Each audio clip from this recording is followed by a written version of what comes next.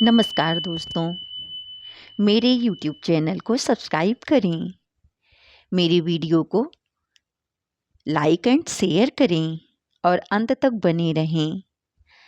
आइए सुनते हैं देव उठनी एकादशी की कथा कहानी। देव उठनी एकादशी व्रत कथा।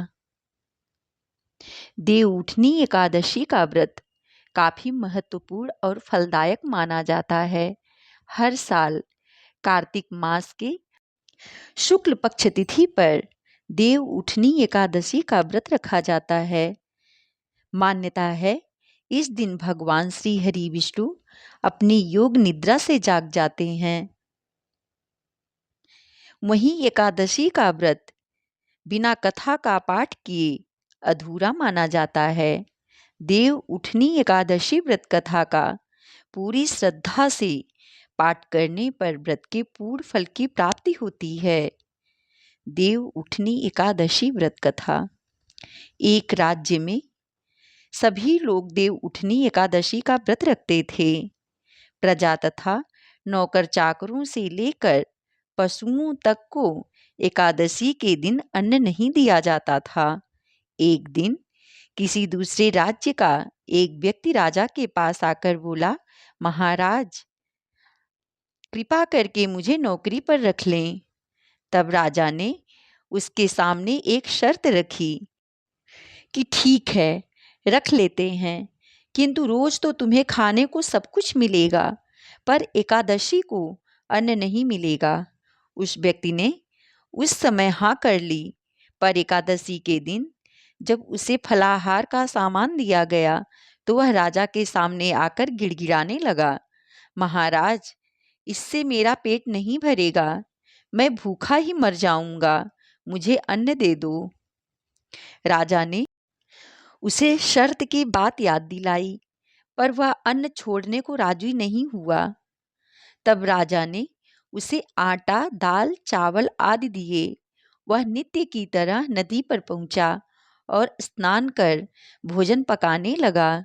जब भोजन बन गया तो वह भगवान को बुलाने लगा, आओ भगवान भोजन तैयार है। उसके बुलाने पर पीतांबर धारण किए भगवान चतुर्भुज रूप में आ पहुँचे और प्रेम से उसके साथ भोजन करने लगे। भोजन करके भगवान अंतर्धान हो गए और वह अपने काम पर चला गया। 15 दिन बाद अगली एकादशी को वह राजा से कहने लगा कि महाराज मुझे दुगना सामान दीजिए। उस दिन तो मैं भूखा ही रह गया। राजा ने कारण पूछा तो उसने बताया कि हमारे साथ भगवान भी खाते हैं, इसलिए हम दोनों के लिए ये सामान पूरा नहीं होता। यह सुनकर राजा को बड़ा आश्चर्य हुआ। वह बोला, मैं नहीं मान सकता कि भगवान तुम्हारे साथ खाते हैं। मैं तो इतना व्रत रखता हूँ, पूजा करता हूँ, पर भगवान ने मुझे कभी दर्शन नहीं दिए। राजा की बात सुनकर वह बोला, महाराज यदि विश्वास ना हो तो साथ चलकर देख लें।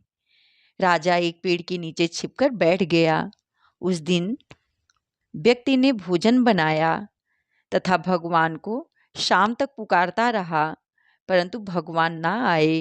अंत में उसने कहा, हे भगवान यदि आप नहीं आए तो मैं नदी में कूदकर प्राण त्याग दूंगा। भगवान नहीं आए। तब वह प्राण त्यागने के लिए नदी की तरफ आगे बढ़ा। प्राण त्यागने का उसका दृढ़ इरादा जान शीघ्र ही भगवान ने प्रकट होकर उसे रोक लिया और साथ बैठकर भोजन करने लगे। खा पी कर वे उसे अपने विमान में बिठाकर अपने धाम ले गए। यह देख राजा ने सोचा कि व्रत उपवास से तब तक कोई फायदा नहीं होता जब तक मन शुद्ध ना हो। इससे राजा को ज्ञान मिला। वह भी मन से व्रत उपवास करने लगा और अंत में स्वर्ग को प्राप्त हुआ। दोस्तों, ऐसे ही और वीडियो देखने के लिए मेरे YouTube चैनल को सब्सक्राइब करें। वीडियो के अंत तक बने रहने के लिए धन्यवाद आप सभी का।